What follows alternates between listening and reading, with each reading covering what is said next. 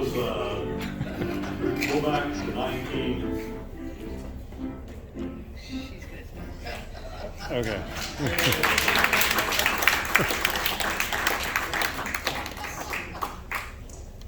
Pardon me, my hearing is terrible. Don was a good friend of mine. I met him first in 1954 in the fraternity house when he came through as a pledge. Don was actually 60 days younger than me. I was born in October, he was born in December. I want to read this because I don't want to leave anything out, and I talk too long if I don't read it. Don told me that his father wanted him to be full grown when he went to Indiana so he could play basketball. And his dad held him back a year. So even though we were the same age, he started a year after I did.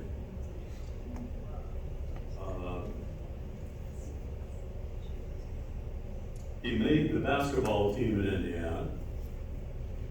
And happened to be at that time, I was a manager of the varsity. And so I saw him playing a lot, and he was a good basketball player, no question about it.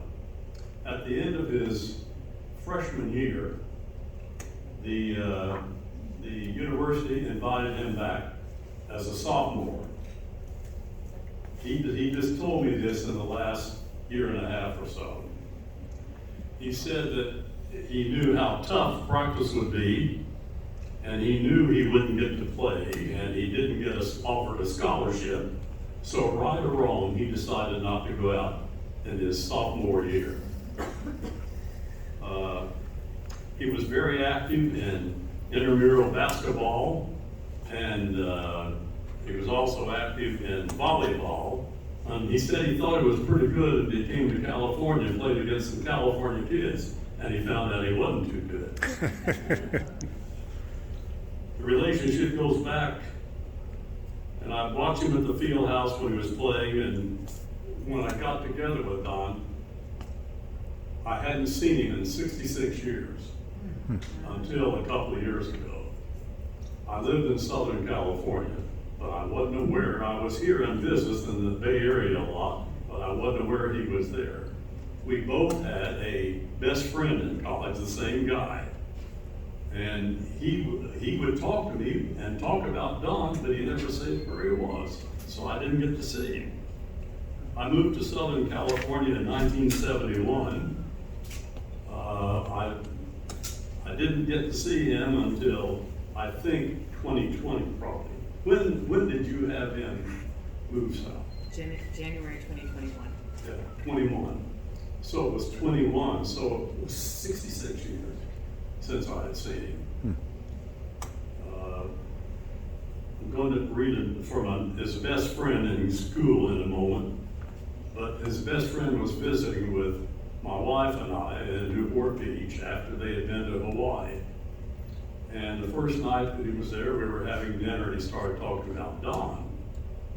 And I said, why didn't you tell me where he was? I said, we would have had him here for the weekend to be with all three of us. But Dick said he didn't think about it. So I hadn't seen him for so long. I later heard when I was in school, I dropped out the second year and was in the service for 3 years. When I came back, Don was in graduate school and I was still finishing my undergraduate at Indiana. When I spent time with him, he loved to laugh about how old we were now and how we looked and how we moved. I'd take him to lunch and we'd go to someplace in Sherman Oaks or close by. And he had a favorite restaurant, but we did move around a little. And he carried a big staff with him, I would say. You know how tall he was, and we'd carry a staff and he would shuffle, get out of the car and shuffle up to the restaurant. We'd have lunch for about 2.5 hours. And then I like to be with him more frequently, but the distance from my home to Don in Sherman Oaks was only 59 miles. but the 405 is unbelievable in Los Angeles. And it could take me sometimes, if I left there at 1:30 or 2 o'clock, after lunch, it could take me 3 hours to get home. So I didn't get there as frequently, maybe I should have. But he loved it. He loved to party, he loved to go to lunch, he loved to see a lot of people, and he would know people in the restaurants where he had seen. Even though his memory was fleeting, he recognized people and they recognized him in the restaurants. His memory about his recent life was fleeting, but old things were still pretty darn good. He would talk about individuals in the fraternity and where he thought they might be today. Well, we had a brother who lived in Southern California that played for the Cleveland Browns, but he was also incapacitated and couldn't get together with us. When he came down for one weekend, a short visit, we have a lot of steps in our home, and I said to him, we got a lot of steps up and down, downstairs, and 2 flights going upstairs.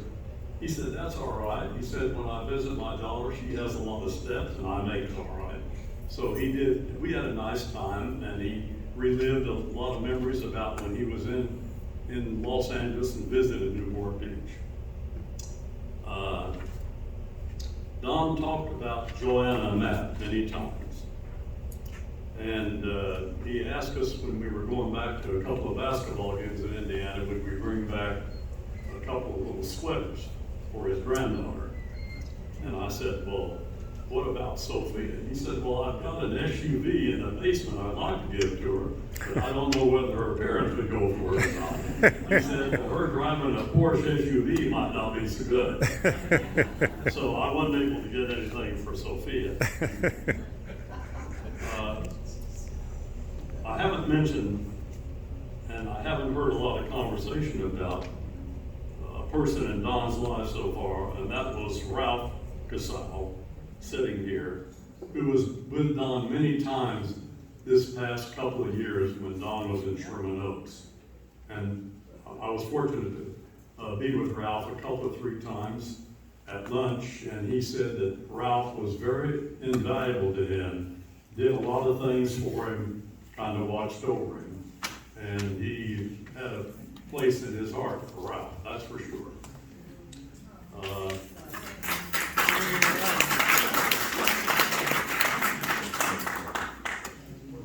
I love Don's wit and humor, and he still had that much pretty much each time until my last visit.